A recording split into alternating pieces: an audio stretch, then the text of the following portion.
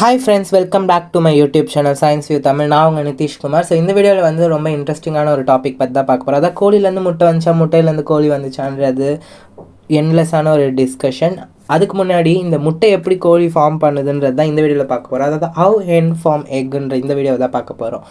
அதுக்கு முன்னாடி சில ஜென்ரலான விஷயங்களை தெரிஞ்சுக்கலாம்.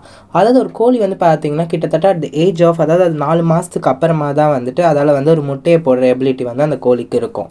அது மட்டும் இல்லாமல் ஃபர்ஸ்ட் குவாலிட்டி எக்ஸ் வந்து அது ப்ரொடியூஸ் பண்ணுறதுக்கு கிட்டத்தட்ட 6 மந்த்ஸ் அது கம்ப்ளீட் பண்ணதுக்கு அப்புறமா தான் அதால் ஃபர்ஸ்ட் குவாலிட்டி எக்ஸ் வந்து ப்ரொடியூஸ் பண்ணவே முடியும். அதே மாதிரி பார்த்தீங்கன்னா ஒரு முட்டை வந்து ஃபார்ம் ஆகிறதுக்கு கிட்டத்தட்ட 24 to 26 ஹவர்ஸ் வந்து டைம் எடுத்துக்குமா. ஸோ ஃபர்ஸ்ட் அதுக்கு முன்னாடி வந்து பார்த்தீங்கன்னா நம்ம முட்டையில் வந்து எக் ஒயிட், அந்த யோக்லாம் பார்த்துருப்பீங்க. அதே மாதிரி டிஃப்ரெண்ட் கலர்ஸ் பார்த்துருப்பீங்க, டிஃப்ரெண்ட் ஷேப்ஸ், டிஃப்ரெண்ட் சைஸஸ்லாம் பார்த்துருப்பீங்க. ஸோ இதெல்லாம் எப்படி ஃபார்ம் ஆகுது இதெல்லாம் பற்றி நம்ம இந்த வீடியோவில் டீட்டெயில்டாக பார்க்கலாம். ஸோ ஃபர்ஸ்ட் வந்து பார்த்தீங்கன்னா ஒரு கோழியோட ஓவரியில் வந்து கிட்டத்தட்ட thousands ஆஃப் ஓவா வந்து இருக்கும்.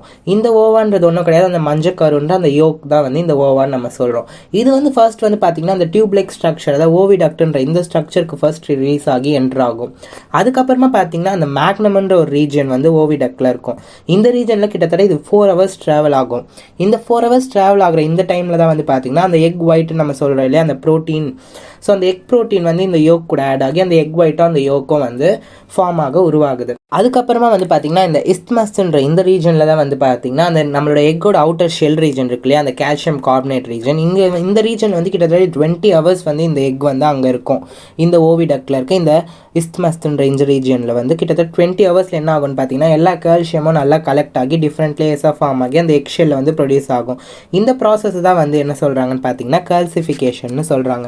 இந்த கால்சிஃபிகேஷன் ப்ராசஸ் முடிஞ்சதுக்கு அப்புறமா வந்து பார்த்தீங்கன்னா லாஸ்ட் 2 ஹவர்ஸில் தான் அந்த எக் வந்து ஒயிட்டாக இருக்குமா இல்லை அந்த ப்ரௌனிஷாக இருக்குமா இல்லை என்ன கலரில் இருக்கும்ன்றத அந்த பிக்மெண்ட்ஸ்லாம் வந்து அட்டாச் ஆகும்னு சொல்கிறாங்க. அதாவது லாஸ்ட் 2 ஹவர்ஸில் தான் இந்த கலர் பிக்மெண்ட்ஸ்லாம் வந்து அட்டாச் ஆகும். பிக்மெண்ட்லாம் அட்டாச் ஆனதுக்கு அப்புறமா வந்து பார்த்தீங்கன்னா வெளியே வந்து ஒரு ப்ரொடெக்ஷன் லேயர் வந்து ஃபார்ம் ஆகும். அதுதான் வந்து பார்த்தீங்கன்னா அந்த ஆன்டிபாக்டீரியல் ஆன்டிமைக்ரோபியல் ஆக்டிவிட்டி இருக்கக்கூடிய அந்த லேயர் வந்து இந்த கியூட்டிக்கல் வெளியே வந்து ஃபார்ம் ஆகும். அதுக்கப்புறமா தான் கோழி வந்து பார்த்தீங்கன்னா முட்டையை வந்து லே பண்ண ஸ்டார்ட் பண்ணும். அது மட்டும் இல்லாமல் இந்த லேயிங்க்கு வந்து லைட்டும் ரொம்ப ரொம்ப இம்பார்ட்டண்ட். கிட்டத்தட்ட 14 ஹவர்ஸ் ஆஃப் டே லைட் வந்து இந்த எக் ஃபார்மேஷனுக்கு தேவைப்படுதுன்னு சொல்கிறாங்க. ஸோ இப்படி தான் வந்து பார்த்தீங்கன்னா எக் வந்து ஃபார்ம் ஆகுது.